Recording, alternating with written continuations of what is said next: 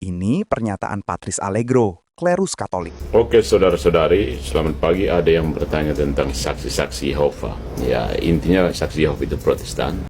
Kalimat yang disampaikan Allegro sering diulang, tapi salah secara sejarah. Dan tahukah Anda bahwa kalimat itu adalah contoh propaganda generalisasi, yaitu semua lawan disatukan dalam satu kotak agar mudah disalahkan. Ironisnya, jika dilihat dari pola kontrol organisasi, klaim otoritas tunggal, dan kepatuhan struktural, Katolik justru memiliki lebih banyak kemiripan dengan saksi Yehova daripada dengan Protestan Reformasi. Mari kita buktikan.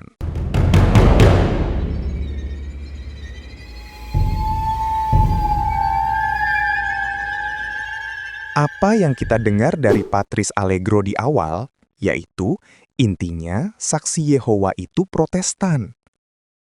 Sekilas terdengar sederhana, tapi kalau kita teliti, pernyataan ini tidak akurat secara identitas maupun sejarah. Mari kita bahas.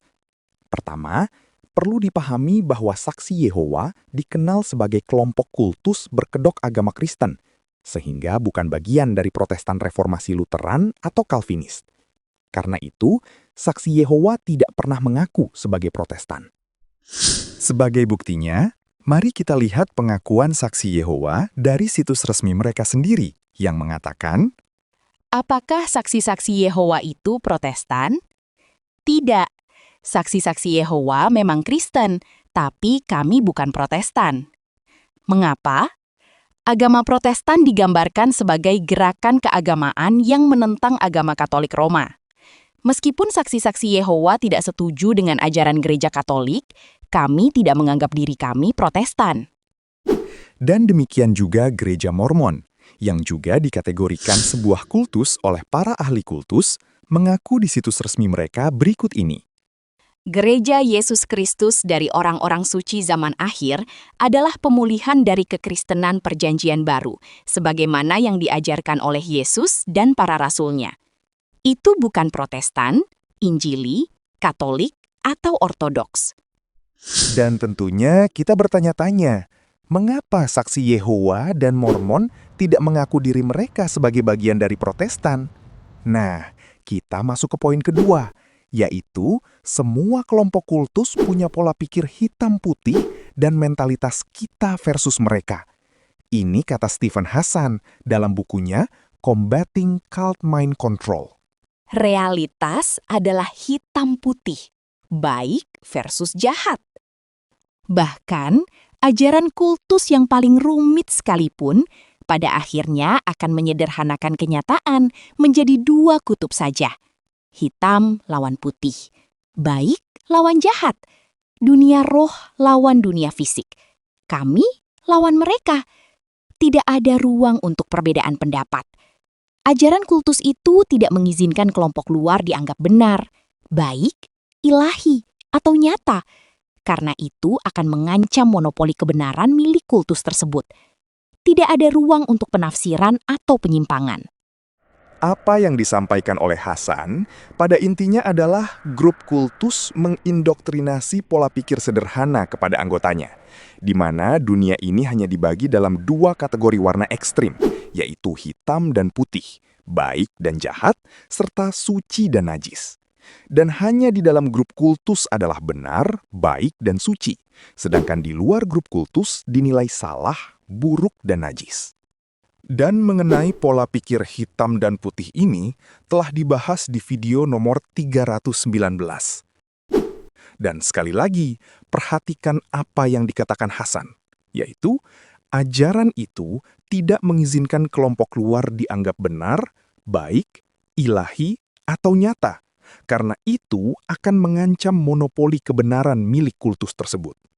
Apa maksudnya? Pertama, kultus memonopoli makna atas segala sesuatu lewat klaim eksklusif bahwa hanya mereka yang benar, suci, dan nyata, serta berbagai klaim monopoli lainnya. Nah, jika saksi Yehova dan Mormon mengakui bahwa mereka bagian dari Protestan, maka klaim monopoli mereka atas kekristenan akan berkurang dan tidak lagi eksklusif. Karena itu, sebagai kelompok yang memonopoli klaim kekristenan, mereka tidak akan mau mengakui diri sebagai Protestan. Mengakuinya berarti kehilangan hak atas monopoli dan eksklusivitas mereka. Jadi, sekarang kita paham alasan mengapa Saksi Yehova dan Mormon menolak disebut Protestan. Nah, bagaimana dengan ajaran Katolik yang dianut Patris Allegro? Apa klaim-klaim hak monopoli eksklusif yang sering diucapkan oleh Allegro dan klerus lainnya? Banyak loh. Misalnya, klaim bahwa Alkitab karangan Gereja Katolik. Gereja Katolik sebagai satu-satunya gereja yang didirikan oleh Yesus Kristus melalui Rasul Petrus. Dan banyak klaim hak monopoli lainnya. Alkitab itu karangan Gereja Katolik. Paham? Karangan Gereja Katolik. Yesus mendirikan gereja di abad pertama, yaitu pada tahun 33 Masehi. Menurut ajaran Gereja Katolik, Yesus Kristus sendirilah yang mendirikan gerejanya di atas Rasul Petrus atau Santo Petrus. Kedua, daya tarik klaim monopoli kultus juga terletak pada janji yang ditawarkannya. Kultus menjual kepastian mutlak, jawaban tunggal atas semua keraguan, identitas eksklusif sebagai yang paling benar dan asli, dan jaminan keselamatan yang tidak bisa didapat di luar kelompoknya. Hal ini bisa kita lihat dari pernyataan Allegro berikut ini. Kalian pemilik kunci surga, iya, kunci surga itu diberikan kepada Petrus. Itu tipologinya ada di Eliakim. Kemudian dilanjutkan, diwariskan estafet terus-menerus. Dan sekarang kunci surga itu ada di Paus Leo ke-14. Nama aslinya Robert Prevost, orang Chicago dari negara Protestan. Tapi dia Katolik dan sekarang menjadi pemegang kunci surga. Mau masuk surga, hubungi panitia. Poin ketiga, klaim-klaim hak monopoli eksklusif kultus tidak saja menarik minat orang untuk bergabung, tapi juga menjadi salah satu alat yang efektif untuk menjaga anggotanya agar tidak melirik keluar. Karena jika kultus mengklaim bahwa masuk surga hanya untuk pengikutnya, dan bagi anggotanya yang keluar masuk neraka, maka klaim itu akan membuat anggotanya tetap setia berada di dalam kelompok kultusnya. Karena siapa yang mau masuk neraka, bukan?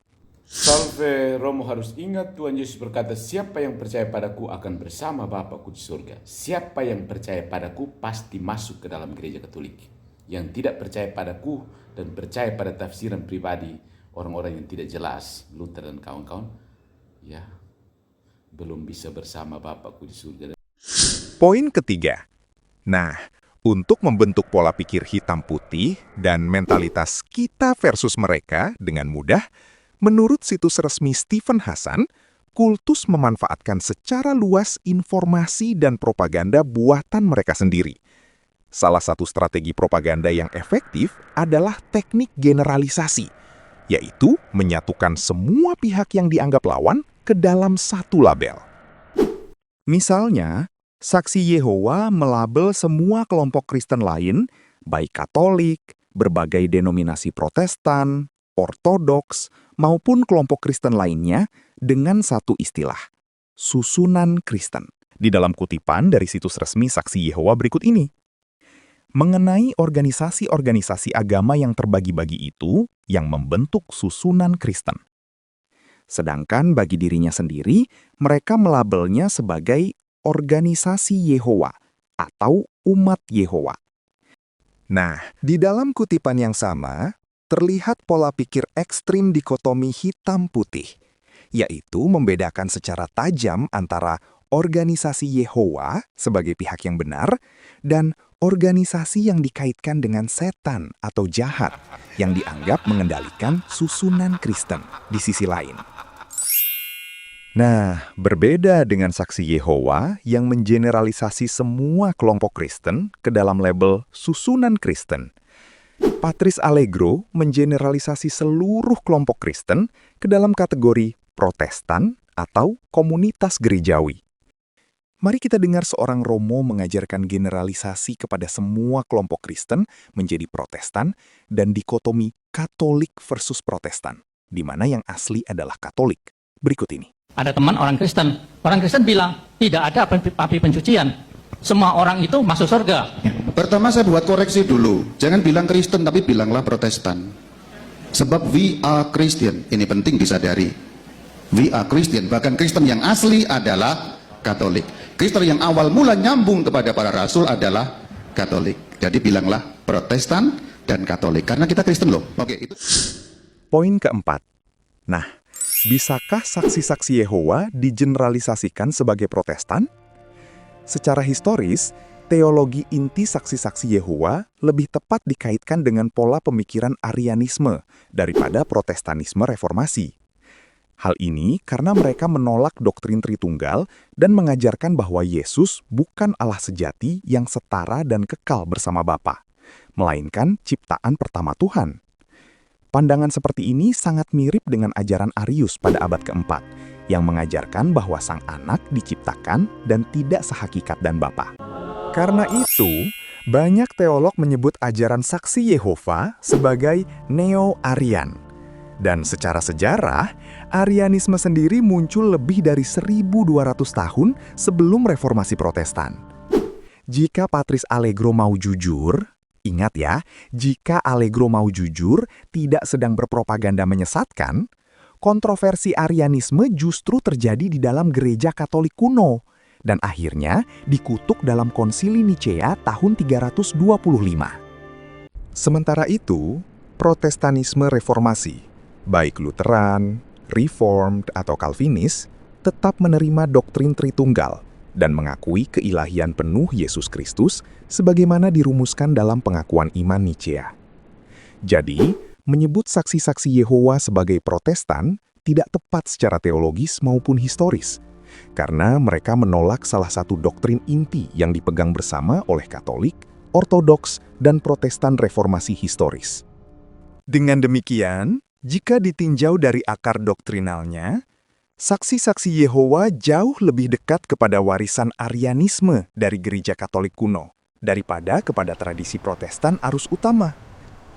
Tetapi sayangnya, karena Patris Allegro dan para klerus lebih condong menjadi propagandis ulung daripada rohaniwan yang beretika, maka mereka sengaja berpropaganda generalisasi terhadap seluruh gerakan Kristen yang berbeda dalam teologi dan sejarah menjadi satu label Protestan, agar pengikutnya mudah dibentuk pola pikirnya menjadi hitam putih dan mentalitas kita versus mereka, di mana pihak Allegro adalah suci dan benar, sedangkan Protestan adalah najis dan salah. Poin kelima.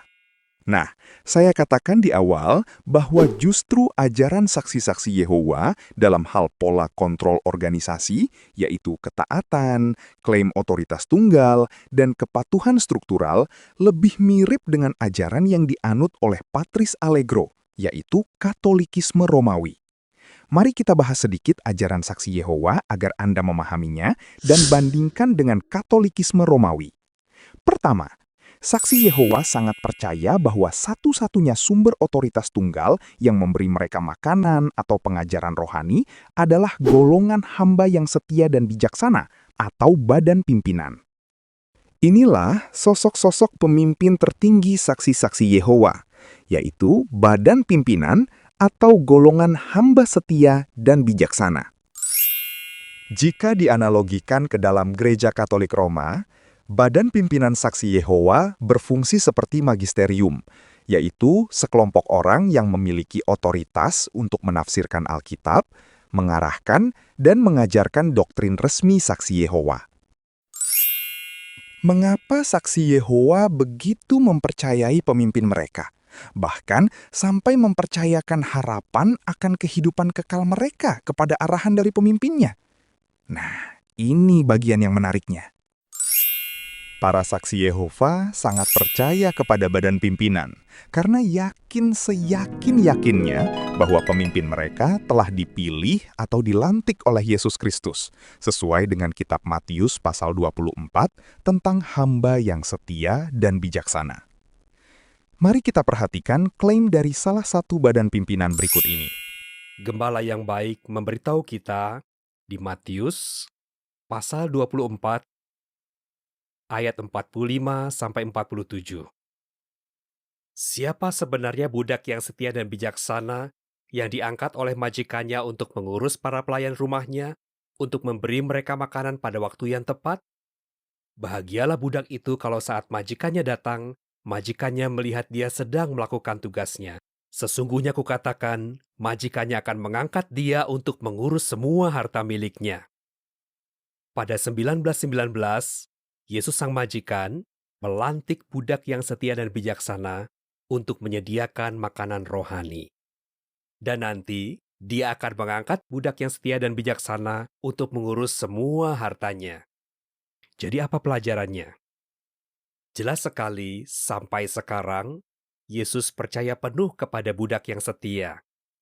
Jadi kita semua, termasuk masing-masing anggota badan pimpinan, juga harus begitu. Nah, keyakinan para saksi Yehova bahwa pemimpin mereka telah dilantik atau dipilih oleh Kristus sesuai dengan kitab suci, di dalam psikologi kultus disebut sebagai manipulasi mistis. Topik ini telah dibahas di dalam banyak video di channel ini, misalnya di video nomor 293. Kedua, Stephen Hassan dalam bukunya mengatakan bahwa tema yang paling utama dari kelompok kultus adalah ketaatan mutlak kepada pemimpinnya. Nah, salah satu cara badan pimpinan memperoleh ketaatan mutlak dari anggotanya adalah dengan cara menyamakan ketaatan atau loyalitas para saksi Yehova kepada Allah adalah sama dengan ketaatan kepada pemimpin mereka. Dengan menyamakan loyalitas pada Allah dengan pemimpin mereka, maka para saksi Yehova memiliki konsep berpikir bahwa ketaatan kepada pemimpin mereka adalah sama dengan taat kepada Allah. Mari kita dengar penjelasannya dari salah seorang wakil mereka berikut ini. Kedua, kita loyal kepada Yehova kalau kita loyal kepada budak yang setia dan bijaksana, atau badan pimpinan. Yehova dan Yesus memberi kita makanan rohani melalui budak yang setia dan bijaksana. Jadi kita harus loyal kepada budak ini.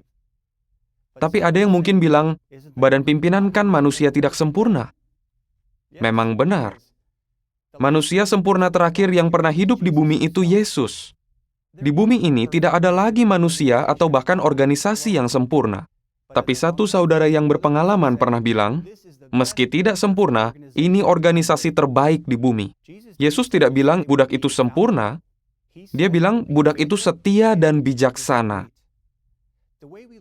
Cara kita mendengarkan dan menaati budak yang setia sangat mempengaruhi persahabatan kita dengan Yehova dan juga bahkan kehidupan kita.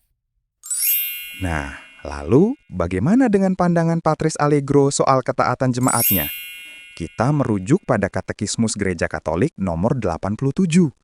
Di sini dikutip perkataan Yesus di Lukas 10 ayat 16. Barang siapa mendengarkan kamu, ia mendengarkan aku. Menurut pemahaman ini, ketika umat Katolik menaati ajaran magisterium sebagai gembala, itu dianggap setara dengan mendengarkan Yesus sendiri.